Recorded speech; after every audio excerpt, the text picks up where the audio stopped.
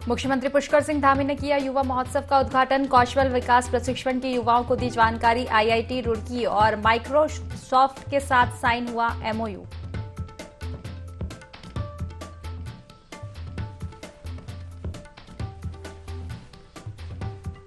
नैनीताल में हरियाणा की school bus खाई में गिरी, 7 की मौत, 28 लोग किए गए रेस्क्यू।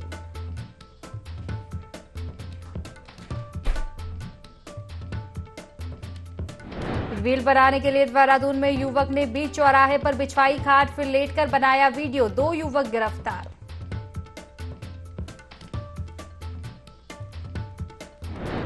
मानसून की विदाई के बाद अब बदलने लगा मौसम। पहाड़ी इलाकों में सुबह शाम तापमान में गिरावट होने से ठंड होने के एहसास। देहरादून समेत 9 जिलों में बूंदाबांदी के आसार।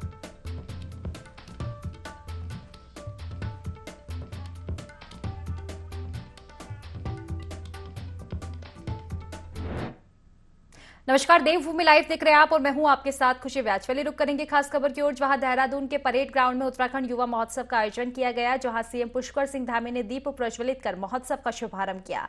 कार्यक्रम में आईआईटी रुड़की और माइक्रोसॉफ्ट के साथ एमओयू साइन किया गया। इस दौरान सीएम ने रोजगार प्रयास पोर्टल को भी लॉन्च किया। पोर्टल के माध्यम से युवाओं को न सिर्फ रोजगार की जानकारी मिलेगी, बल्कि इस पोर्टल में विभिन्न विभागों में आउटसोर्स के जरिए खाली पड़े पदों की जानकारी भी मिल सकेगी। इसी के साथ सीएम धामी ने युवाओं को नियुक्ति पत्र भी वितरित किए और कहा कि सरकार युवाओं को रोजगार देने की दिशा में लगातार काम कर रही है।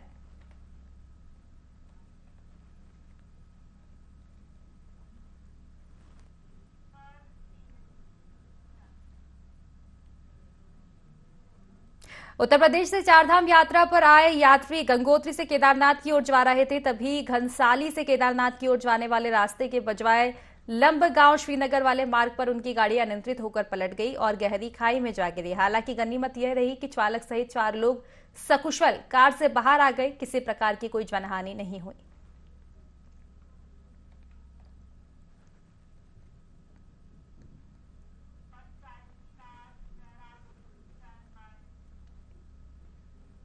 अगली खबर का रुख करेंगे, जहां कांग्रेस भी आगामी लोकसभा चुनाव को लेकर अब तैयारियों में जुट गई है। इसको लेकर राजीव गांधी पंचायत राज्य संगठन के प्रदेश प्रभारी सुनील पवार देहरादून पहुंचे, जहां उन्होंने संगठन के कार्यकर्ता और पदाधिकारियों के साथ बैठक कर आगामी तैयारियों को लेकर चर्चा की। संगठन प्रभारी सुनील पवार ने बताया कि उत्तराखंड में संगठन अधिकांश जिलों में अपनी इकाइयां बना चुका है और जहां पर नहीं बनाई गई है वहां काम किया जा रहा है। इकाइयों को ग्राम स्तर पर मजबूत किया जाएगा। उन्होंने कहा कि जिलों में 2 दिन का सर्वोदय कैंप आयोजित किया जाएगा, जबकि ब्लॉक स्तर पर 1 दिन के सर्वोदय कैंप लगाए जाएंगे।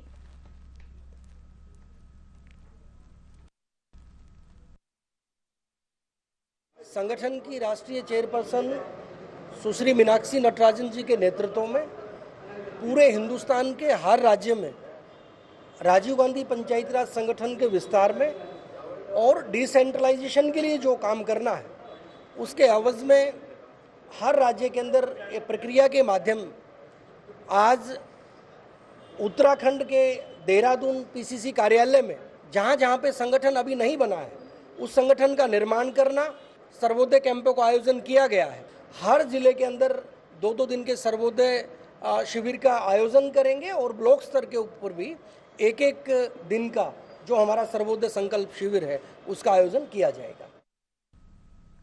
हरिद्वार के सभी खनन पट्टे धारक, अनुज्ञा धारक व रिटेल भंडारण अनुज्ञा धारक और ट्रांसपोर्टर को निर्देशित किया जाता है कि निर्देशालय के आदेश अपने खनन पट्टों, अनुज्ञाओं और भंडारणों के वाहनों का रजिस्ट्रेशन 23 अक्टूबर 2023 तक पूरा करवा ले, जिससे पंजीकृत वाहनों में ई रखन्ना कट जाएगा। वहीं बिना रवन्ना परिवहन करने वाले वाहनों में कठोर कार्रवाई की जाएगी। इस दौरान जिला खनन अधिकारी प्रदीप कुमार का कहना है कि ऐसे खनन प्रतिष्ठान जो बिना रवन्ना वाहनों की निकासी करेगा या फर्जी रवन्ना से निकासी करवाएगा, ऐसे प्रतिष्ठानों के पोर्टल बंद कर दिए जाएंगे।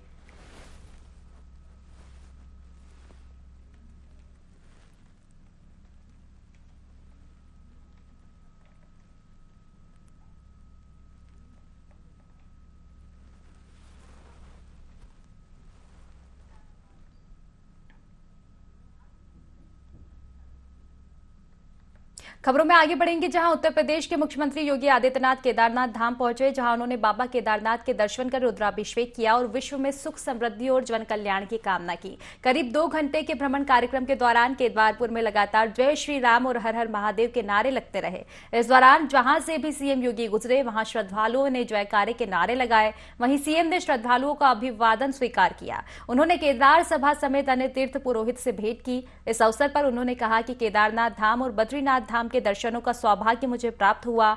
दोनों धामों में प्रधानमंत्री नरेंद्र मोदी के निर्देशन में भव्य निर्माण कार्य चल रहा है। दुनिया भर में रहने वाले सनातन धर्म के अनुयायी दोनों धर्मों के दर्शन और आशीर्वाद की कामना रखते हैं।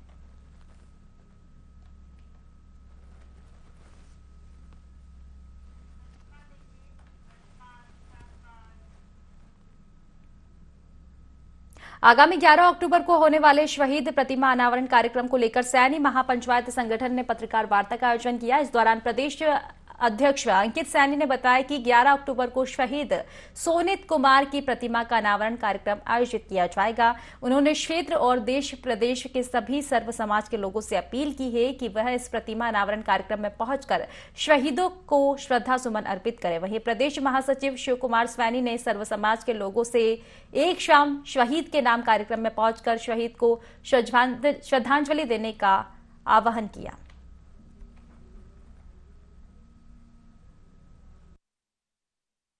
शहीद सुनीत कुमार सैनी जी की द्वितीय पुण्यतिथि पर जो बलिदान दिवस समारोह के रूप में मनाई जाएगी, उस विषय पर यह कार्यक्रम आज की जो बैठक रखी गई थी। सभी क्षेत्रवासियों को बताना चाहूँगा, 11 अक्टूबर 2021 को अपने प्राणों का बलिदान करते हुए 22 वीर जवानों की रक्षा करते हुए अपने भाई वीर शहीद सुनीत कुमार सैनी जी जो है शहीद हुए थे। उनकी शहादत पर भगवानपुर मार्ग पर जो है प्रतिमा का स्थापना की गई। उनकी पुण्यतिथि पर शहीद प्रतिमा का अनावरण कार्यक्रम किया जाएगा। राहत राशि की जो बात है, उत्तराखंड सरकार के द्वारा वीर शहीद सुनीत कुमार सैनी जी को कोई भी राहत राशि या सहयोग नहीं प्रदान किया गया है। सेना के द्वारा ही शहीद परिवार सुनीत कुमार सैनी जी के परिवार को सहयोग और मदद मिल रही है। उत्तराखंड सरकार के द्वारा अभी तक कोई सहयोग नहीं दिया गया कि जिस व्यक्ति ने अपने देश की रक्षा करते हुए अपने प्राणों की आहुति दे दी, तो उसके लिए सरकार को उसका स्मारक भी बनाना चाहिए, उसके परिवार की भी देखरेख के लिए फंड की व्यवस्था भी करनी चाहिए, उसकी पढ़ाई के लिए भी करनी चाहिए। लेकिन हमारी जो उत्तराखंड सरकार है उसने वादे तो किए, लेकिन परिवार को देने के लिए उनके पास है कुछ नहीं। से एक छोटी सी अपील करना चाहूँगा 11 अक्टूबर के लिए, एक दिन शहीद के नाम मैं सभी जो भी भारत का निवासी है, क्योंकि जिस व्यक्ति ने अपने प्राणों की आहुति दी है वह सब कहा इस भारत भूमि में जो भी निवास करता है, भारत में जो भी निवास करता है, वह सभी जो भी मेरी आवाज़ को सुन रहे हैं 11 अक्टूबर को जो है एक दिन शहीद के नाम श्रद्धा सुमन अर्पित करने के लिए पुण्यतिथि पर उनकी धनोरी जरूर। खबर रुड़की से है, जहां कई पटाखों की दुकानें आबादी वाले क्षेत्रों में संचालित हो रही है। वहीं 1 महीने बाद दीपावली का त्योहार होने के चलते दुकानदार पटाखों का अवैध भंडारण कर रहे हैं। ऐसे में कभी भी कोई बड़ा हादसा हो सकता है। आपको बता दें कि बीते साल भी रुड़की में आबादी वाले इलाके में एक पटाखे के गोदाम में आग लग गई थी, जिसमें 3 लोगों की मौत हो गई थी। एसपी देहात स्वप्न किशोर सिंह ने सभी थानों, फायर स्टेशनों को निर्देशित करते हुए कहा कि सभी पटाखों के अवैध भंडारण विक्रय के संबंध में जानकारी रखें और अतिरिक्त सतर्कता बरतें। साथ ही उन्होंने जनता से भी अपील की है कि इस तरह की गतिविधियां पाए जाने पर तुरंत सूचना दें।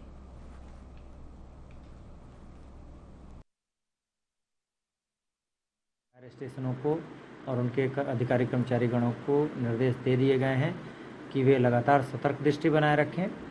साथ ही संबंधित थाने को भी ये निर्देशित किया गया है कि वे इस दृष्टि से अतिरिक्त सतर्कता बरतें और जहां कहीं भी कोई वैल्यूएबल इनपुट मिलता है उस पर तत्काल प्रभावी कार्रवाई करें, जिससे कि दूसरे लोग इस तरह की कोई स्थिति उत्पन्न ना करें। निवारक प्रिवेंटिव की कार्रवाइयाँ पहले से अमल में लाई जाएं।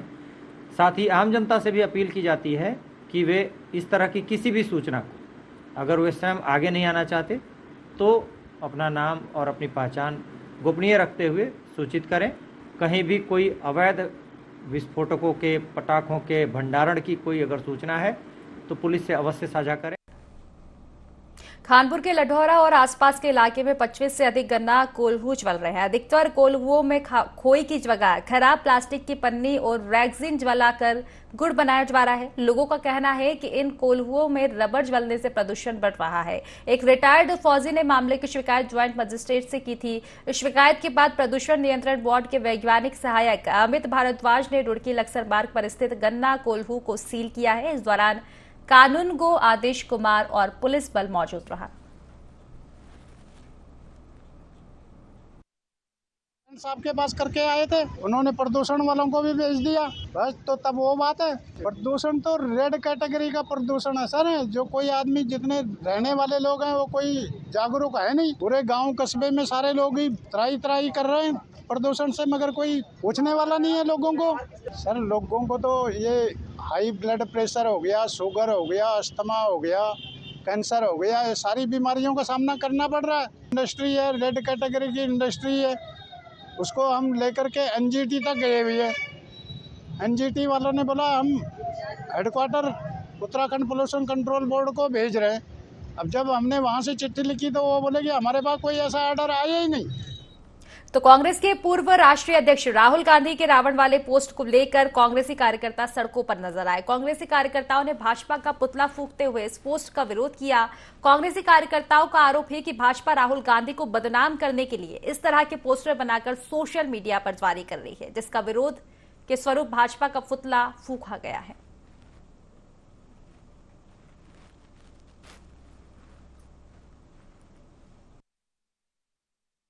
भारतीय जनता पार्टी के नेताओं और कार्यकर्ताओं ने राहुल गांधी जी को रावण कहा और हमें जो सूचना आई है कि पता लगा पोस्टर भी छपवाए रावण करके राहुल के नीचे। उसके विरोध में आज हमने ये पुतला दहन का कार्य किया। हमने भारत सरकार का और उत्तराखंड सरकार का पुतला कि एक व्यक्ति को रावण बताना, रावण कौन है वास्तव में ये सारा देश जानता है। राहुल गांधी जो आदमी कूली बन सकता है, जो आदमी गरीब मजदूर की रोटी खा सकता है, वो रावण नहीं हो सकता। देहरादून के परेड ग्राउंड में उत्तराखंड युवा महोत्सव का आयोजन किया गया, जहां सीएम पुष्कर सिंह धामी ने दीप प्रज्वलित कर महोत्सव का शुभारंभ किया। कार्यक्रम में आईआईटी रुड़की और माइक्रोसॉफ्ट के साथ एमओयू साइन किया गया। इस दौरान सीएम ने रोजगार प्रयास पोर्टल भी लॉन्च किया। पोर्टल के माध्यम से युवाओं को न सिर्फ रोजगार की जानकारी मिलेगी, बल्कि इस पोर्टल में विभिन्न विभागों में आउटसोर्स के जरिए खाली पड़े पदों की जानकारी भी मिल सकेगी। इसी के साथ सीएम धामी ने युवाओं को नियुक्ति पत्र भी वितरित किए और कहा कि सरकार युवाओं को रोजगार देने की दिशा में लगातार काम कर रही है। देखिए, आज एक युवा महोत्सव 2023 का हमने शुभारंभ यहाँ पर किया है, जिसमें हमने उत्तराखंड के समस्त युवाओं को, हमारी बहनों को यहाँ पर इनवाइट किया है कि आइए और उत्तराखंड सरकार के साथ मिलके अपने भविष्य को सुरक्षित कीजिए। बहुत बार मैंने देखा है कि युवा जो हैं, जो सरकारी योजनाओं के अभाव से वो नौकरी नहीं पा पाते या सरकारी योजनाओं का उनको पता नहीं होता, जिसकी वजह से वो आगे नहीं बढ़ पाते। तो एक कोशिश है हमारे विभाग के द्वारा कि आज हमने समस्त, आप देखिए अगर समस्त स्टॉल्स यहाँ पर लगे हैं, समस्त विभागों के स्टॉल लगे हैं, हर विभाग के स्टॉल पर जानकारी दी जा रही है कि सरकार की क्या योजना है।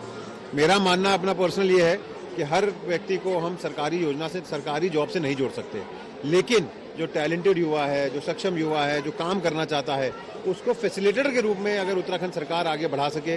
मैं धन्यवाद देता हूं सारे युवाओं का कि आपने देखा कितने तादाद में आज उत्तराखंड के युवा, पूरे उत्तराखंड से, कोई ऐसा नहीं कि सिर्फ प्लेन के युवा थे या इसमें पहाड़ से लेके प्लेन के सब युवा यहाँ पर आए, युवा युवती आए हैं।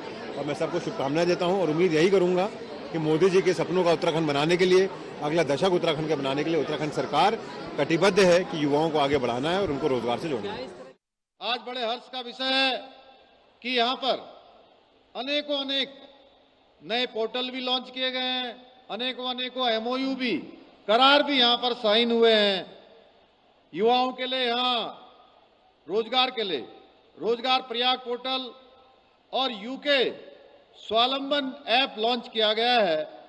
वहीं हमारा जो पूरे भारत के अंदर ही नहीं, दुनिया के अंदर सुप्रसिद्ध संस्थान आईआईटी रुड़की एवं माइक्रोसॉफ्ट के तकनीकी सहयोग से आज अनेकों एमओयू यहाँ पर किए गए हैं।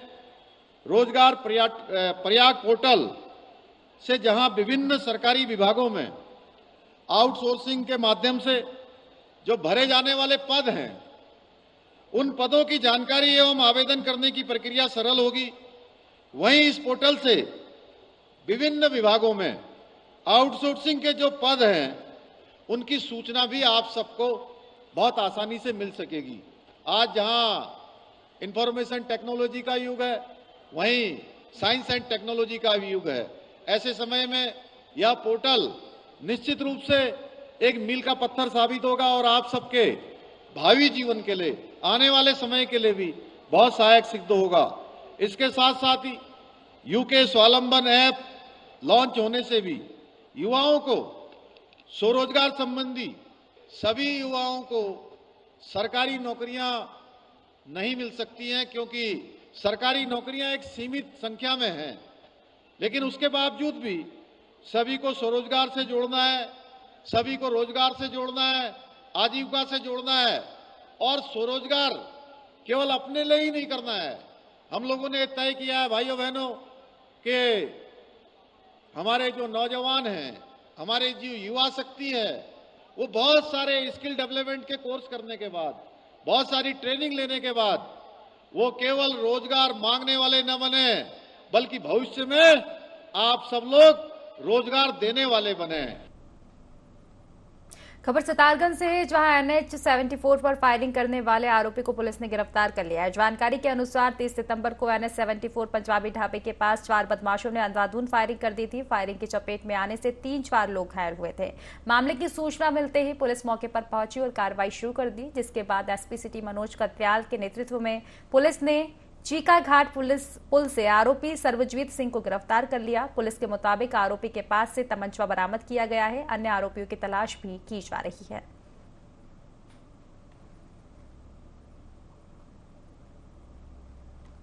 जिक्र किया और इसमें जो भी एक्यूज्ड इन्वॉल्व थे उनके अनावरण के लिए CO किच्छा के नेतृत्व में और SHO सितारगंज और SSI सितारगंज के नेतृत्व में हम लोगों ने टीमें गठित की और इन टीमों ने काफ़ी मेहनत करते हुए इसमें इलेक्ट्रॉनिक सर्विलेंस और मैनुअल इंटेलिजेंस गैदर किया। तो इसमें से एक मुख्य अभियुक्त को जो है गिरफ्तार करने में हम लोगों ने सफलता हासिल की है और इनसे घटना में प्रयुक्त एक तमंचा भी बरामद हुआ है और इस अभियुक्त पर पूर्व से ही 25,000 रुपये का इनाम घोषित था। और इस घटना में जो बाकी एक्यूज्ड इन्वॉल्व हैं उनकी भी हम लोग तलाश कर रहे हैं, उनकी भी शीघ्र गिरफ्तारी की जाएगी। हरिद्वार के भेल सेक्टर 1 स्थित सरकारी स्कूल में गुलदार के घुसने से हड़कंप मच गया। गुलदार को देखते ही बच्चे और स्कूल के स्टाफ दहशत में आ गए। आनन फानन में स्कूल की वाइस प्रिंसिपल ने स्कूल में पढ़ने वाले बच्चों को क्लास में बंद किया और वन विभाग को सूचना दी। सूचना मिलते ही वन विभाग की टीम मौके पर पहुंची और आसपास गुलदार की तलाश की जा रही है।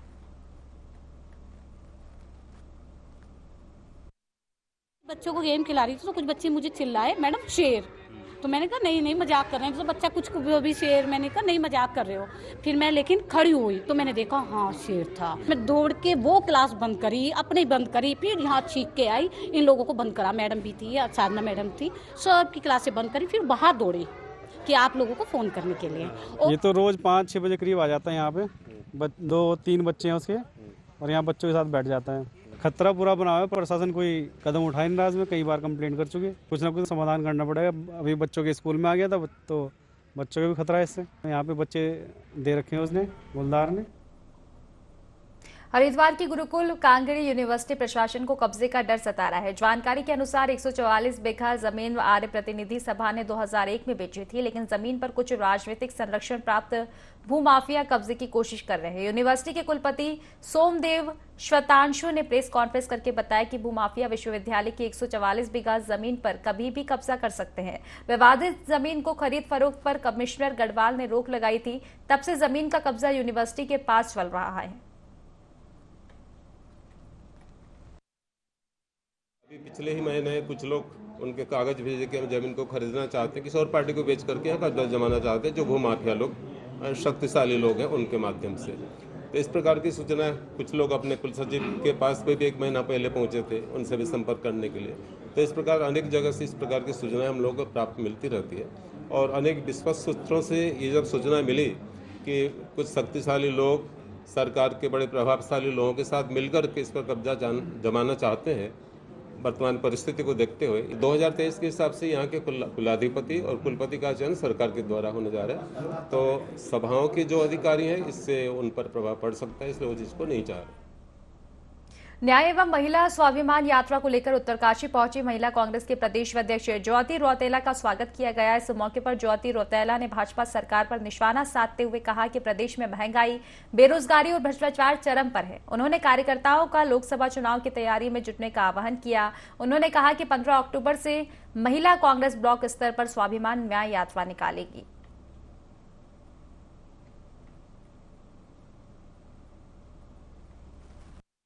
एक महिला स्वाभिमान यात्रा निकाल रहे हैं, लोगों के साथ लोगों को ये पूछते हुए कि ऐसी सरकार जो हमारी बेटियों को सुरक्षा नहीं दे पा रही, आज पूरे प्रदेश में बलात्कार की घटनाएं बढ़ गई हैं, जो हमारे युवाओं को रोजगार नहीं दे पा रहे हैं, घर घर शराब पहुंचाने के काम कर रहे हैं, उसके लिए एक लड़ाई हम लोगों ने लड़ी थी, जो उत्तराखंड को पृथक राज्य बनाने के लिए लड़ी थी। आज हम उत्तराखंड को बचाने की एक लड़ाई को लड़ने के लिए पूरे राज्यों में भ्रमण कर रहे हैं। शायद यहाँ पर महंगाई पे अंकुश लगेगा, बेरोजगारों को रोजगार मिलेगा, भ्रष्टाचार कम होगा। लेकिन आज आप देख रहे हैं स्थिति की महंगाई चरम सीमा पर है। मैं बधाई देना चाहता हूँ अपनी छोटी बहन ज्योति गहलोत जी को, जो एक महिलाओं के लिए न्याय यात्रा के महिलाओं के सम्मान के लिए अंकिता भंडारी उस बेटी को न्याय दिलाने के लिए जो यहाँ पर पूरे उसमें आ रही है, मैं उनको सलाम करता हूँ। और हम सब लोग मिलकर इन तमाम मुद्दों के लिए कांग्रेस पार्टी बहुत संघर्ष करेंगे। तो ज्योति रौतेला उत्तरकाशी पहुंचे हुए आपको बता दें कि न्याय यात्रा निकालने को लेकर उन्होंने आह्वान किया है। महिला कांग्रेस की प्रदेश अध्यक्ष ज्योति रौतेला जो कि उत्तरकाशी पहुंची, इस दौरान आपको बता दें कि 15 अक्टूबर को निकलने वाली यात्रा के बारे में उन्होंने चर्चा की और चर्चा के बाद आह्वान किया। 29 अप्रैल 2020 में पूरे देश के साथ साथ एनएचएम द्वारा नेशनल टेलीमेडिसिन सर्विस उत्तराखंड में शुरू की गई, जिसका लाभ प्रदेश की जनता के साथ ही बाहरी राज्यों के लोग भी उठा रहे हैं। आपको बता दें कि इसमें मरीज का इलाज टेलीमेडिसिन के द्वारा किया जाता है, जिसमें वरिष्ठ चिकित्सा अधिकारी डॉक्टर विकास भट्ट काफी लंबे समय से कार्य कर रहे हैं और अभी तक उन्होंने 1,51,000 से ज्यादा मरीजों का उपचार टेलीमेडिसिन के माध्यम से किया है, जिसमें उत्तराखंड के कई जिले शामिल हैं।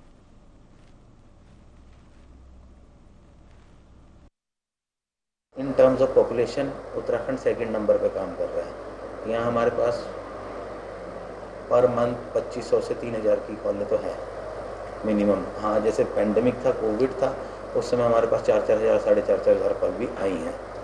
तो वो उस समय की बात थी। पर ये है कि इस समय जो आसार है उस हिसाब से 2,500 से 3,000 कॉल पर मंथ यहाँ होती हैं। बेसिक देखो, जनरल क्वेरीज तो सारी होती हैं, ठीक है, जैसे सिर दर्द हो गया, पेट दर्द हो गया, पर हम सिर दर्द को इतना नॉर्मली नहीं ले सकते ना कि सिर दर्द है तो हम सिर दर्द की दवाई दें, क्योंकि हमें तो सब चीज़ चाहिए होती है। तो सिर दर्द की कई चीज़ें हो सकती है। कई बार आँखों की अगर मतलब दृष्टि सही नहीं है, ठीक है, आई साइड वीकनेस है, उससे भी सिर दर्द होता है। बीपी बढ़ने की वजह से भी सिर दर्द होता है, बीपी कम होने की वजह से भी सिर दर्द होता है, ठीक है। तो ये तो मेन बेसिक चीज़ें जो हमें करनी होती हैं। देहरादून में 2 युवकों को रील बनाना महंगा पड़ गया। दरअसल आपको बता दें कि रील बनाने के लिए 2 युवकों ने बीच चौराहे पर खाट बिछवाई और उस पर वीडियो बनाकर वायरल कर दिया, जिसके कुछ देर बाद ये वीडियो पुलिस को मिली। पुलिस ने दोनों युवकों के खिलाफ मुकदमा दर्ज कर उन्हें गिरफ्तार कर लिया है। इस दौरान एसएसपी अजय सिंह ने बताया कि गौरव कश्यप निवासी सेवला कला और अब्दुल शमी निवासी मेहुवाला को गिरफ्तार कर उन पर कार्रवाई शुरू कर दी है।